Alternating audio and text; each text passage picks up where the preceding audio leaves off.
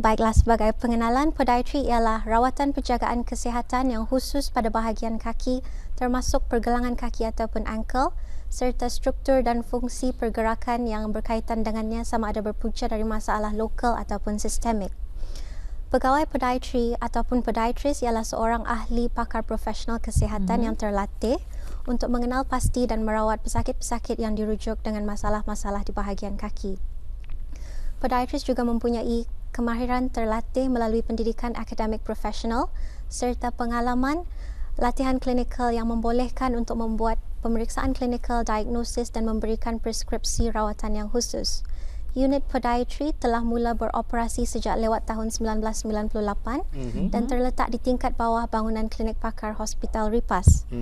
Selain daripada itu, kami juga mengadakan outstation clinics dengan kekerapan sebulan sekali di daerah Temburong dan 2 bulan sekali di daerah Belait dan Tutong. Jumlah pegawai yang bertugas pada masa ini di seluruh Brunei adalah 4 orang dan ini tidak termasuk pegawai yang menjalani latihan dalam perkhidmatan. Ya, juga dilaratkan ke daerah-daerah ni. Senang Kak Alina dia menyebut tu podiatri. Podiatri. Petani payah-payah menyebut. Itu tadi dimaksudkan dengan podiatri dan juga peranan utama perkhidmatan podiatri ya sudah pun dijelaskan tadi. Jadi kita ingin mengetahui apakah skop rawatan klinik podiatri ini? Okey. Skop rawatan podiatri terbahagi kepada 4 bahagian. The first one is our rawatan biasa ataupun general clinics. Di sana kami membuat penjagaan dan rawatan masalah-masalah kulit kaki pada bahagian kaki seperti kulit tebal, belulang, poru, butir dan sebagainya. Penjagaan dan rawatan masalah kuku kaki seperti kecederaan kuku, ingrowing toenails dan juga jangkitan kulat pada bahagian kuku ataupun fungal infections. Memberi nasihat kepada pesakit mengenai penjagaan kaki dan penggunaan kasut yang sesuai. Membuat paddings dan menyediakan corrective and protective devices mengikut keperluan pesakit. Yang kedua ialah our clinic biomechanics. Ini bermaksud membuat pemeriksaan biomechanics dan gait analysis menggunakan our computerized foot scan. Dan dari sana kami dapat membuat ortotik ataupun insoles mengikut kes-kes yang melibatkan fungsi pergerakan kaki seperti flat feet, high arch dan juga limb length difference. Macam mana lah tu? Orthotics ataupun untuk insole yang tu? dibuat. Yes. Okay. Yang ketiga ialah clinic high risk. Di sini kami membuat penjagaan dan rawatan khas untuk kaki yang berisiko tinggi seperti penghidap diabetes, rheumatoid arthritis, pesakit keperluan khas dan juga warga emas.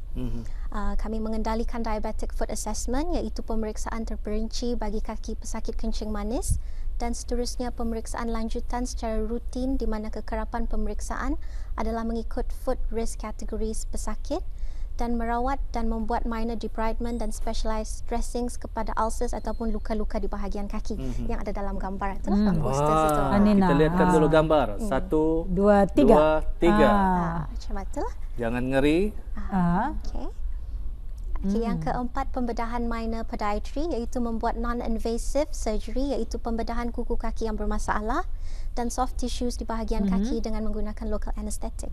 So inilah tu contohnya masalah kuku yang Ani seperti yang dalam gambaran ni dan Ani Ani lihat dulu, perhatikan dulu gambaran ni.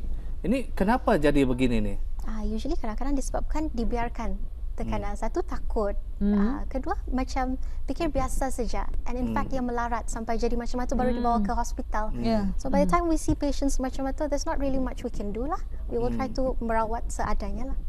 Kalau untuk mengembalikan sepenuhnya, anda dapatlah tu kadang-kadang dapat, kadang-kadang depends dengan pesakit itu lah. Depends on the patient. Jadi ini selalunya pesakit yang macam mana ni mereka yang mengidap diabetes kan ni? Mostly pesakit kencing manis. Kencing manis ya.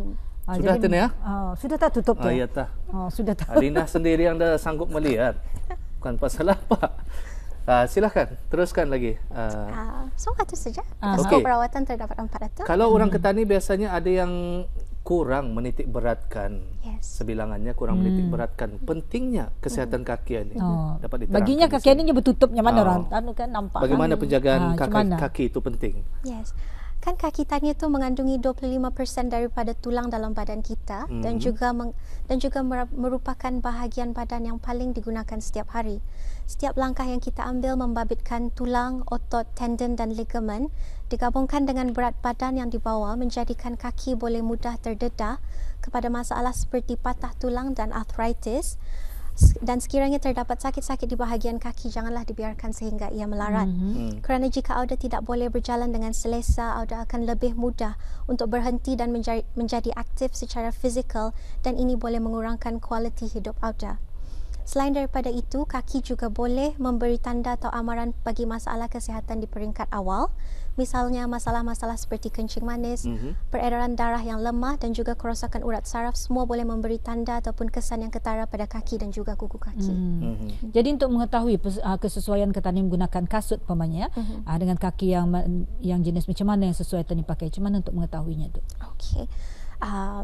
Sebaik-baiknya kasut itu yang flat itu not necessarily, yang ada bertumit sedikit but not too high, and also tidak terlalu sempit di depan macam mana lah. It should fit all your toes macam mana, bukannya ya squished in front. Biar ada ruang lagi biar ada ruang yang luas. Tapi kalau yang ada ruang itu dimasukkan lagi alas tadi itu macam mana tu? Perlukah dimasukkan lagi? Perlu, depends on the problem of the patient. Bermakna kasut itu tani balik basar lagi lah tu? Boleh juga. We will assess macam mana supaya senang dan terasa macam terlampau panat kaki itu jadinya. Maklum sekarang ni pasien macam-macam ni Sarizana sebagaimana yang ditunjukkan tadi. Bukan saja bini-bini, even laki-laki yang berkasut yang sampit di depan. Jadinya macam mana tu? Yang selalunya orang gunakan yang sampit di depan. Tajam kasut. Yang luncit di depan tu. Sebenarnya damit ke tu sampit di depan tu. Kalau tertanam bilung pecah. Perlu menggunakan pad tu. Masukkan. Sebenarnya the first and foremost is you have to change your footwear to tukarlah kasutnya. Jinda boleh pakai kasut macam tu. Because kalau kasut macam tu, it's going to squish all your toes dan menyebabkan ia tu berlipat-lipat, and also masalah di arah kukunya and also pada kulit kakinya lah. Mana jari yang selalu terjejas ni? Selalunya the big toe. The big toe yang ni lah tu, ibu jarinya ni. Ibu jari. Selalu mudah kuku tu termasuk keisi. Sempit Sempit tu kan disebabkan pemakaian kasut. Even kadang-kadang bukannya disebabkan pemakaian kasut yang sempit, kalau memakai kasut yang leathernya karas macam safety boots apa tu. That's also how you can get problems with your feet. Jadi apakah berat badan ni juga memberikan pengaruh ni dalam pemakaian kasut ni? Yes. Kalau sekiranya berat badan tu kan you're very heavy ataupun obese, you're going to put a lot of pressure on your kaki kan. So mudah mendapat jangkitan kulat, or even sebab tanda berapa beruang kan tu in between their toes itu, and also ingrowing toenails, kuku termasuk keisi itu mudahlah bagi pesakit yang. Kalau memilih kasut itu ada baiknya kita ni mengikut ataupun menggunakan satu kasut saja ataupun bermacam-macam jenis tukar-tukar. Kasut. Tukar-tukar. Sebaiknya ditukar-tukar lah. Jangan satu saja. Jangan satu saja. Untuk memberi memberi ruang lah to use different types of shoes itu. Dan mungkin juga tadi disebabkan berat badan pengaruhi pemakaian kasut ya. Mungkin kalau mereka yang berat badannya obes memang tidak sesuai memakai yang bertumit kan. Itu memanglah ya. Itulah kadang-kadang kata ni dia tahu menyesuaikan ni Syarizana. Badan berat pun pakai mau je pakai mau bergaya kan. Maklum saja. Supaya nampak tinggi lagi sikit. Okey. Ni kalau cara-cara menjaga kaki ni macam mana ni? Okey. So cara-cara penjagaan kaki adalah sangat mudah dan harus menjadi sebahagian daripada rutin harian kita, macam baros gigi everyday kan tu. So penjagaan kaki should also be very important. So first and foremost, baik-baiknya diperiksa kaki Auda setiap hari dengan teliti untuk memastikan tidak terdapat apa-apa tanda seperti luka-luka dan sebarang perubahan warna pada kulit kaki. Dan jika terdapat sebarang luka pada kaki, pastikan ia dibersihkan dan ditutup dengan plaster ataupun dressings bagi mengelakkan jangkitan kuman. Cuci kaki setiap hari dengan menggunakan sabun dan air. Pastikan Auda mengeringkan kaki terutama sekali di celah-celah jari menggunakan tuala yang bersih ataupun tisu. Jangan saja dilap pakai lapik lapik toilet atau. Okey, potong kuku kaki dengan cara yang betul dan pastikan tepi-tepi kuku tidak tajam. Sapukan krim pada bahagian kaki Auda untuk mengelakkan dari kulit kaki menjadi kering dan pecah-pecah, tetapi jangan disapukan di celah-celah jari kaki. Auda juga diingatkan untuk menggunakan jenis kasut yang sesuai. Ini adalah penting bagi mencegah adanya masalah di bahagian kaki seperti blisters dan luka-luka. Kasut yang mempunyai ciri-ciri yang baik adalah kasut yang bertumit rendah dan tidak sempit di bahagian depan kasut. Pastikan juga Auda memeriksa kasut dalam dan di luar setiap kali hendak menggunakannya bagi memastikan tidak ada barang tajam. Elakkan berkaki ayam dan sentiasa gunakan kasut jika keluar rumah. Dan sekiranya Auda pesakit berisiko tinggi seperti penghidap kencing manis, gunakanlah selipar yang bersesuaian di dalam rumah bagi melindungi kaki Auda. And sekiranya if there's any problems with your feet, ada sebarang masalah atau sakit di bahagian kaki, sila berjumpa dengan doktor di klinik berdekatan atau emergency untuk mendapat rujukan bagi perjanjian di klinik podiatry. Because kami ada membuat walk-in ataupun outpatient clinics lah. We usually work by appointment atau. Kita kadang-kadang ni Syerizana bercakap dengan kasut, pemakaian kasut dan sebagainya ni, masalah kaki, kita ni selalunya terlepas pandang ni Syerizana. Jarang kita ni memperdulikan masalah kaki ni. Kecuali mereka yang mungkin ada penyakit diabetes, kencing manis dan sebagainya. Kadang-kadang macam mana biasa sudah ni kita ni pakai, balik ke rumah masukkan dalam almari tanpa mengetahui orang ada kuman ke apa di kasut tu. Apakah perlu ni kita ni disembur dan dijemur kasut ni seminggu sekali ke, ada waktu-waktunya ke macam mana? Dibersihkan ke macam mana? Memanglah patut tidak perlu semestinya dijamur. Just make sure di dalam kasut itu bersih dan also tidak damal. Kalau berbau kali berbau, sudah ni lagi sudah. berbau ni nyebut berbau ni selalu ada masalah. Ada mereka yang masalah kaki, kadang-kadang kesian kan, ada yang macam-macam sudah cara dipakainya, disembur sudah apa, tapi masalah bau kaki indah hilang. Disabunnya sudah berapa? Macam mana tu caranya tu? Tu kadang-kadang mesti anulah dicek macam mana kalau yang pakai stukin ke indah apa. Kalau kadang-kadang it's usually because of masalah kesihatan juga. Kalau sekiranya kuat berpaluh, hyperhidrosis itu menyebabkan mudah berpaluh, jadi mudah berbau, mendapat jangkitan kulat ataupun jangkitan bakteria, menyebabkan anulah odor arah kaki itu. So boleh dibawa berjumpa dengan pediatri ni? Yes, of course. Buat perjanjian dulu. Buat perjanjian dulu. Jangan fikirkan lawa saja kasut tu. Ni fikirkannya lawangannya. Benar tu. Yang pentingnya lawa aku tampil. Tapi saya mikirkan harga mahalnya lawa. Dilatuk-latuknya tumitnya kesakitan. Okey. Dalam hal begini ni, kalau mereka yang sudah pun membuat perjanjian, macam mana ni? Maksud kita? Membuat perjanjian di klinik ini. Of course we will see them lah. Berapa sesi biasanya mereka akan hadir, terpaksa hadir? Ataupun depends on pesakit atau juga kalau sekiranya kencing manis kami dah pernah mendischarge tu, we will routinely see, membuat assessment continuous berterusan macam mencek mata bagi pesakit kencing manis to check if there's any problems lah.